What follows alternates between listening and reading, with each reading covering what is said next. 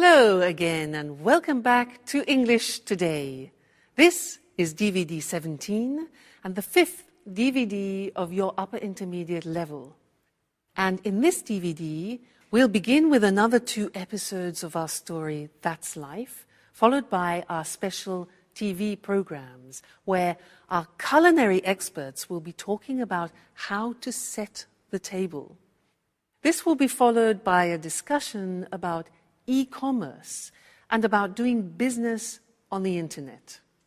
Then, in the grammar section, we'll study how to position adjectives in the English sentence and also look at some of the main differences between American and British English, all right? So, enjoy yourselves and enjoy your viewing.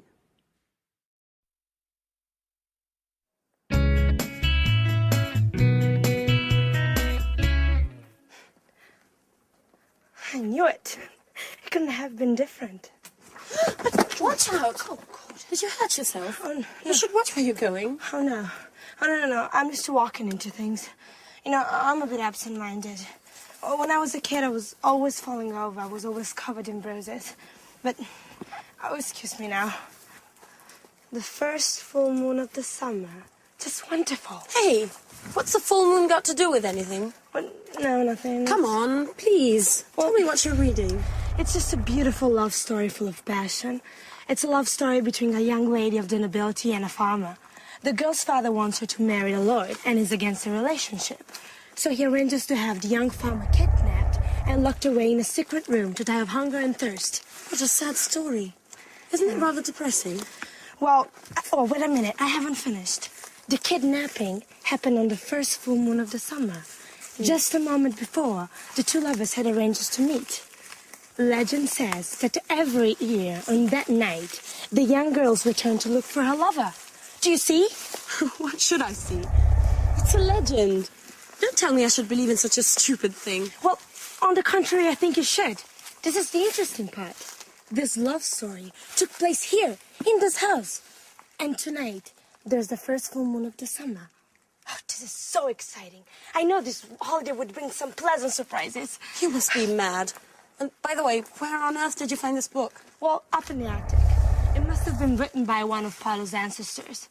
If I'd known that room contained some treasures like this book, I'd lock myself in there for the whole holiday. You shouldn't go nosing around everywhere, Michelle. Well, then you should leave me alone then. I'm going to get the others together now, and we'll devise a plan for tonight so we can look for the young girl's ghost.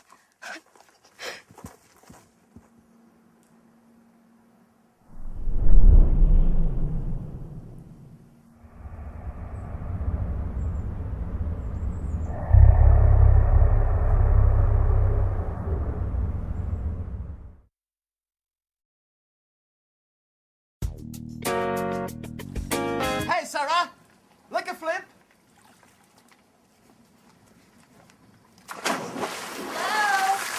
Hello. I'm glad you're here. We've been here since noon. We've made an incredible discovery. What's this about? Well, according to Michelle, this house is home to the spirit of a young girl. And this young girl is going to appear to us tonight as a ghost. Don't make fun, okay? It's true. I read it in a book I found at home. And I can feel it, too. There's a strange atmosphere, almost surreal. I think the only strange thing here is you. That's exactly what I said. Okay, enough of that. Listen to me. This is the plan for tonight. When the moon's high in the sky, we'll get some candles and go and look for the ghost. Paolo, didn't you know anything about the story? Well, my grandfather did tell me something about it. When I was a boy, I used to go looking for spirits with my cousins. And didn't you feel frightened? I know. It was a great fun. Sure, everyone knows ghosts don't exist. Oh, you're wrong there. You know, one night, we heard some strange noise. Someone was shouting. Oh, we were so scared. And we ran up to our rooms, and my youngest cousin cried for 2 days. He was so terrified. What rubbish. I think you just invented the whole story. Okay, stop arguing. Paolo and I are going to look for the ghost tonight. Sandra, you coming with us? Well, I don't really believe in these things, but if you're both going, well, why not? It'll be a bit of change from the other evenings. And By the way, I'm quite curious to find out whether this ghost really exists or not. Sarah, are you coming with us? Oh no, I don't believe in spirits, and I don't do such stupid things. I'll just stay in my room and read. Oh, come on, Sarah. Don't be the usual spoil sport. Come with us. You'll see it. It'll be fun. Don't insist. I said no. That damn pub. She wouldn't be like this if it hadn't burned down. I know, you're right. Let's try not to let our problems get us down. Sandra, can you call Mike and Anne? And we'll tell them what's the plan for tonight. Okay. Ghost hunting under a full moon, yeah.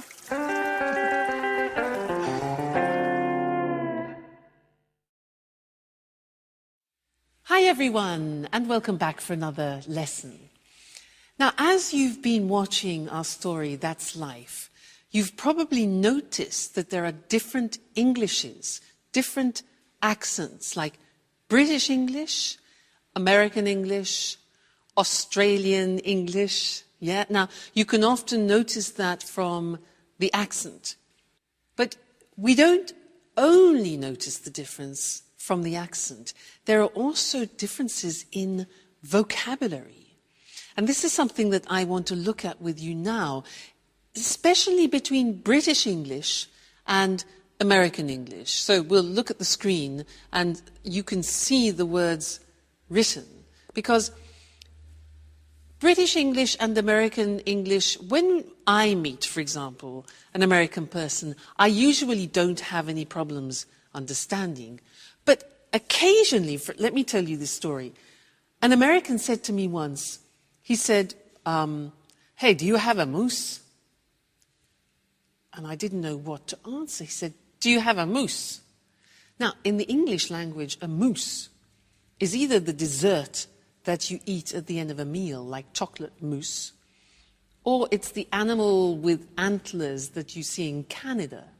So none of those things were appropriate for the situation that we were in.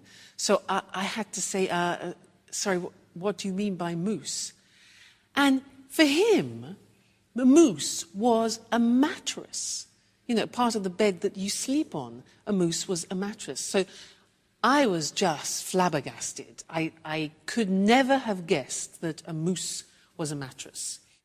So let me show you or introduce you, maybe you know some of these already, especially if you watch the cinema a lot. Some of the difference in terminologies and vocabulary between American and English, all right? Now, look at the screen. In British English, we talk about living in a flat, which is a small house in a condominium. So that's a flat. But the Americans tend to call that an apartment, all right? Then we in England have gardens, which are often attached to our houses or our flats. But in America, they call that a yard, all right? A yard. So in my backyard, you often hear. Then when you have rubbish, in England, we put the rubbish in a rubbish bin. But in America, rubbish is garbage. So they put their rubbish in a garbage can. So rubbish bin, garbage can. If I say in British English, I'm going to town, the Americans will say, I'm going downtown. I'm going downtown. In England, walking along the streets, the part beside the street itself, beside the road, is called a pavement. But in America, that is called a sidewalk. Pavement, sidewalk. We put our cars in a car park, but in America, they call a car park a parking lot. Okay? Parking lot. We in Britain, we drive on motorways, whereas in America, you will hear the word freeway or highway or even superhighway. All right, so motorway in Britain, freeway, highway in America. Then when all the roads come together, we call that in English a junction. But the Americans call it an intersection. Junction, intersection. When we are traveling in our cars, we go and we buy petrol. The Americans buy gas or gasoline. For us, gas is a liquid air. So, gas, gasoline, in British English is petrol. Okay? Then, in England, we go to the cinema. In America, they prefer often to use movies. Go to the movies. Then, for example, if you go to a theatre and you want to go to the wardrobe, for example, and leave your coats, etc., very often in America, that is called the closet. So, wardrobe, closet. Then, if you're in a restaurant, to begin with, we in England have a starter. The Americans have an appetizer. And this is very interesting. When you take potatoes and you fry them, and for example, you have it with steak, in English, those are called chips. The Americans use French fries. Now, in English, when you have a bag, for example, at a party, if you're having an aperitif, we often have nuts and what we call crisps. Now, crisps are very thin pieces of potato, chopped up very finely, and then cooked, usually in hot oil, and put in plastic bags. Now, we call those crisps, but the Americans call them potato chips. So it's very confusing.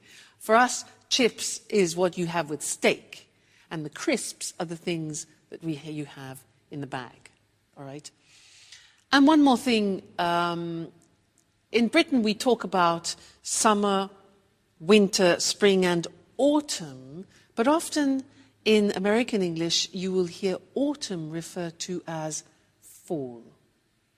So those are just a few examples of the difference between British English and American English.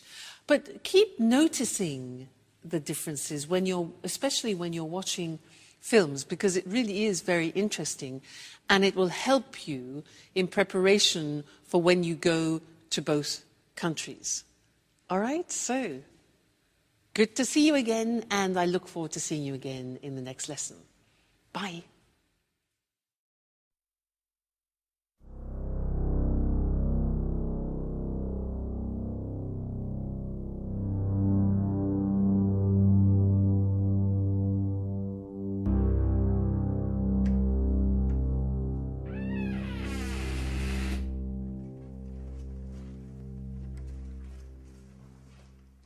So, this is the abandonment? Yeah? Oh, I should never have got involved in this charade. I still can't believe you persuaded me to come along. Oh, come on, Anne. You'll have fun. You won't regret. Can anyone tell me exactly what it is we're looking for? Mike, do you ever listen when people talk to you? We're looking for the ghost of a young girl. Legend says that when the full moon's high in the sky, she returns here to look for a young lover. She walks up and down the secret spot where she used to meet him. And where is the secret spot? Well, we don't know. But Paolo told me that last year he'd heard strange sounds coming from this house. We can start from here. Where here? How can we possibly if we can't see anything in the dark? Don't worry. I know this place very well. Okay, silent. Otherwise, we're not going to hear anything.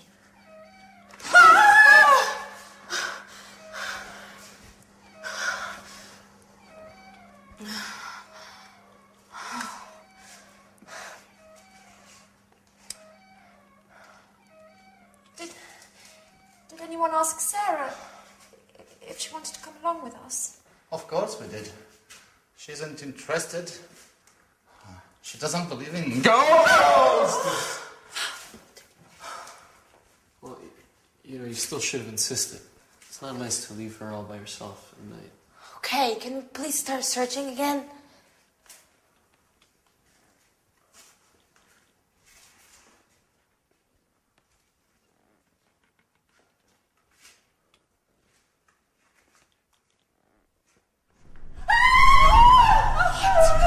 What?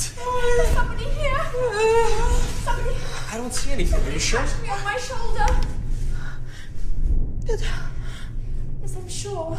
I'm sure they squeezed my shoulder.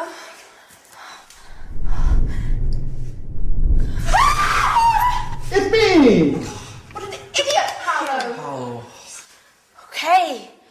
Now that we've solved that mystery, silence everyone, and let's continue. Well, to be honest, this place is kinda Creepy? creepy, yeah?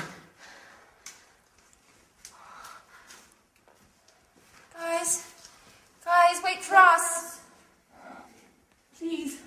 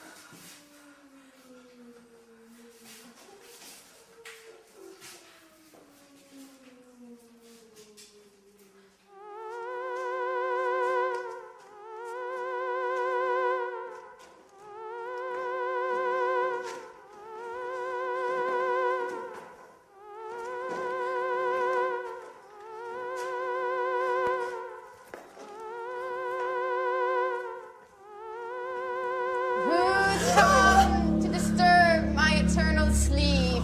Crikey, I'm not feeling very well. I think I'm going to faint. Shut up! Well, no, we read about you and we want to get to know you. I don't like intruders. Do you know what happens to the people who cross my path? What happens? A horrible death. You must choose between being burnt alive or being eaten by wolves. Oh my God. Listen, Miss Lady Ghost. I think there must be some misunderstanding here. We're all going to leave now and let you look for your lover in peace and quiet. Right, everyone? Don't move an inch. It's too late. Your fate has been decided. I beg you, please don't kill us. I didn't even want to come. They forced me to come with them. Really. Be quiet! Now, all of you, close your eyes and put your hands up in the air. And now...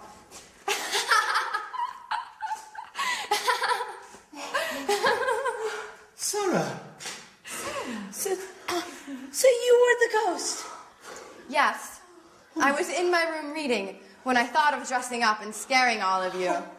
And I must admit, it was worth it. You don't know how funny you all looked. Your face is white with fear, and your voice is pleading for mercy. I've never had so much fun. Yes, but you gave us all a big shock. Yeah. Yes. But if it made the old Sarah come back, then long live ghosts!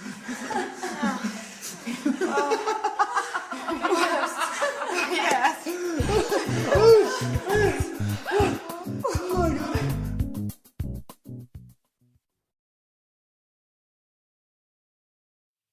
Do you believe in ghosts? I do. You know, once when I was teaching in England, I was in a mansion, a beautiful old house in the country. And they told me that every day in one of the rooms in a mansion, there was a breeze which passed through the room every afternoon at 4 o'clock. And they said it was a friendly ghost a woman, who haunted the house every day she passed through the room at 4 o'clock on the dot. I believe in ghosts. They're all in Scotland and Britain, I think, in general. Now, I want to do something with you in this lesson related to English adjectives. If you look at this bag, if you want to describe this bag, you could say it's big, you could say it's brown, it's useful, it's casual. So these are a few adjectives which you could use to describe the bag. Now, the problem is if you want to use more than one or two adjectives before the noun, how do you order them? Do you say it's a big, casual, useful brown bag, or it's a brown, big, casual, useful bag? That's the problem. Well, in English, there is an order, a specific order, which we're now going to look at on the screen together, so that you can decide every time you're using adjectives what order to put them in. Let's take the bag.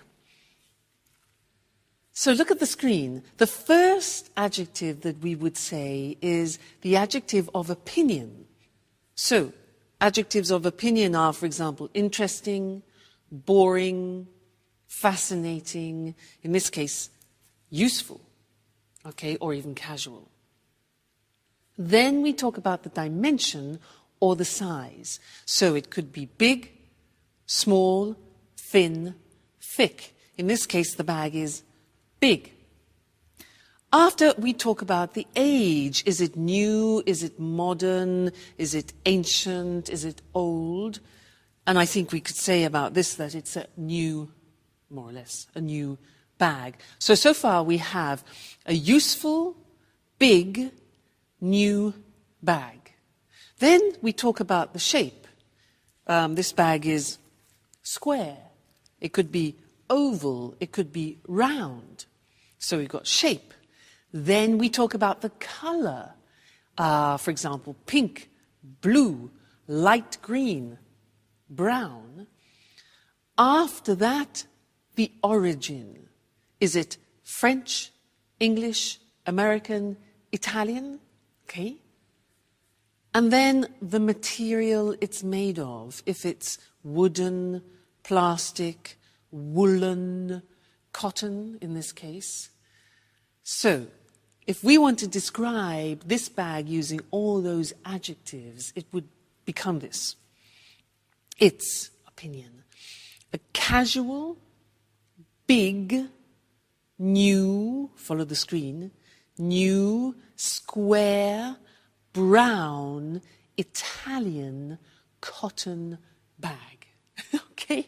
Now, we don't usually put 8 or 9 adjectives before the noun, but if you do want to use 3 or 4, then that's the order which you follow.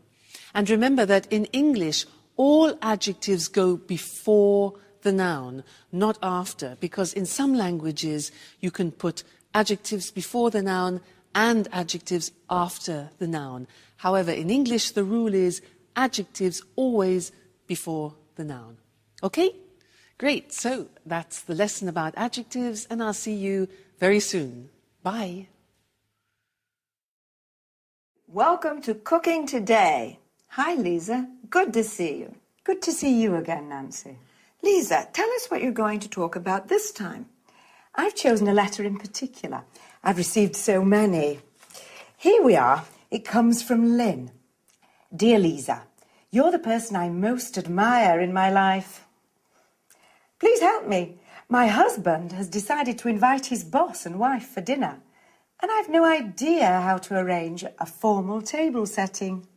Husbands can be so insensitive. Well, dear Lynn, you don't need bone china, silverware, or crystal to set an attractive table. Where does one begin? I'd start with the table covering. The ideal tablecloth for a formal dinner is a damask one, or a cloth with delicate embroidery. Can it be placed over a bare table? You'd better place a protective padded cloth underneath. What do you think about placemats? They're acceptable for every occasion except formal dinners. And table runners, aren't they pretty? They are, and very trendy nowadays since they come in a wide range of colours. Now, tell us about napkins. They're usually sold as a coordinated set with tablecloths. She's not supposed to use paper napkins, I suppose. Oh, it's considered a bit crass. You can use paper napkins for picnics. Is a napkin ring necessary? Why not? In the past, each family member would have one, either of wood or engraved silver. Today, they're available in many materials and styles. Now, what about dinnerware? I think that a set of one-colour dishes would be very smart. Round plain plates, a side plate, and serving dishes are perfect. What about glassware? The best for formal dinners is a long-stemmed goblet of medium height. Lynn will need a wine glass, a water glass, and a flute for champagne. And cutlery. How do you arrange forks and knives? Forks are placed to the left of the plate. Spoons and knives to the right, with the blade facing the plate. At the top of the plate, you place dessert forks and spoons. Of course, carving forks and knives are necessary when serving roasts. I see. How do you feel about centerpieces? Well, a basket filled with fresh flowers would smarten the plainest of tables. You can also use candles. It's a real work of art. Yes, and a pretty setting makes food taste better. Thank you, Lisa, for this informative chat. It was a pleasure. Now, let's see which term Lisa used to talk about table setting. First of all, she said there are different kinds of table coverings. A tablecloth is what we use to cover the table with during meals. Placemats are individual settings for more informal meals. Table runners are long and narrow pieces of fabric which can hold several places. A centerpiece can be placed in the middle of the table, usually with fresh flowers as decoration. If you want to protect your table from stains or heat, you better place a protective padded cloth under the tablecloth. A napkin is what we use to wipe our mouths with while eating. Today, paper napkins are rather convenient, but don't use them when Lisa is invited.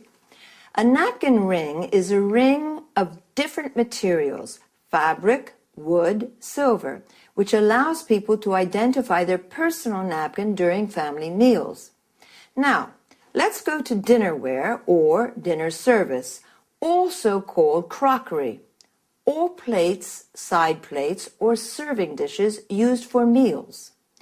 Glassware refers to glasses that can be wine glasses, water glasses, or flutes, used to drink champagne. A stemmed goblet is a tall glass with a stem used in formal dinners. Cutlery, commonly referred to as silverware, refers to forks and spoons and knives. Serving forks and spoons are used to serve food from the serving dish. That's all for this time. See you again next week. It's the new frontier of retailing. It's revolutionized the way we do business, and it brings in customers from all over the world. Of course, I'm talking about e-commerce. I'm Eric Brown, and this is Let's Talk, the discussion program with our commentators, Tom and Marie. Good evening, everyone. Good evening. Well, what are your thoughts on e-commerce? Do you buy things online? Of course I do. I always book low-cost flights, and I also buy DVDs and books on the internet. As most people do, I shop online not only for the convenience, but also to pay the lowest price possible on any given item. I used to visit different websites to shop around for the lowest price, but now that automatic comparison shopping is possible, my browser automatically shows me the prices for the same DVD at different online stores on the web. I can easily compare prices and choose which one to buy. Marie, did you know that you're a typical online shopper? In fact, 52% of online shoppers buy books, 41% buy leisure and travel items, including holidays and flights, and 40% buy DVDs and CDs. Well, Eric, online shopping is very popular today. In the UK, for example, 48% of people regularly shop on the internet. Did you know that economists put the value of online shopping in the UK at £2.26 billion and that the e-retail market is growing by 32% a year? Actually, that doesn't surprise me. E-commerce is having a huge impact on the way we do business. It's increasing markets, improving efficiency and effectiveness, and is transforming business processes. Tom, why are you so quiet? What do you think about e-commerce? Well, to tell you the truth, I'm very skeptical about e-commerce for many reasons. Why exactly are you skeptical? Well, let's start with the issue of security. Credit card details can be stolen, and it's possible to order goods from bogus companies, ones that don't really exist. There are also lots of scams to trick people into handing over their login details for online banking, and then their accounts are emptied. So, according to you, buying things online is risky. Yes. Also, you can't be sure you'll get the goods you ordered, and if there's something wrong with them, who pays for the goods to be returned? You do. Tom, I agree with you, but up to a certain point. There are some problems with e-commerce, but these problems aren't stopping people from spending more and more online. At the same time, e-commerce has many advantages for business people. Could you explain some of these advantages, Marie? Well, it's cheaper for a retailer to set up a website than it is to rent a shop, fit it out, and pay someone to work there. Besides, a website has global reach, so customers can come from all over the world. Okay. An interesting discussion. But I'm afraid, yet again, we've run out of time.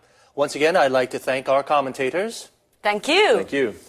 And goodbye to everyone. And see you again next week for another edition of Let's Talk. The topic today was e-commerce, electronic buying and selling. More specifically, we spoke about e-retailing and online shopping. Retailing is the selling of goods directly to consumers. Consumers are the people who buy goods. Online means with the internet. So, online shopping is buying things on the internet. The e-retail market, that is the selling of goods online, is growing. Well, online shopping has its positive aspects and negative aspects. Marie said you can find the lowest price thanks to automatic comparison shopping. Automatic comparison shopping means your browser, the program you use on the internet, automatically shows you the prices of the same products at different online stores. An online store is a virtual shop on the web. The web is another word for the internet. With this kind of shopping, you don't have to shop around. To shop around means visit different shops to look for the lowest price. It's cheaper for retailers, people who sell goods to consumers, to set up a website than to fit out a shop. To set up a website means to develop a website. Notice how we say to fit out a shop. This means to make a shop ready for use. For example, add shelves, lights, mirrors. Tom, on the other hand, is skeptical about e-commerce. This means he has doubts. He says online shopping is a risk. There are lots of bogus companies. These are companies that don't really exist. And lots of scams. A scam is a trick to steal money from people. Again, we have run out of time. To run out of something means you have finished it. So, goodbye and see you again soon.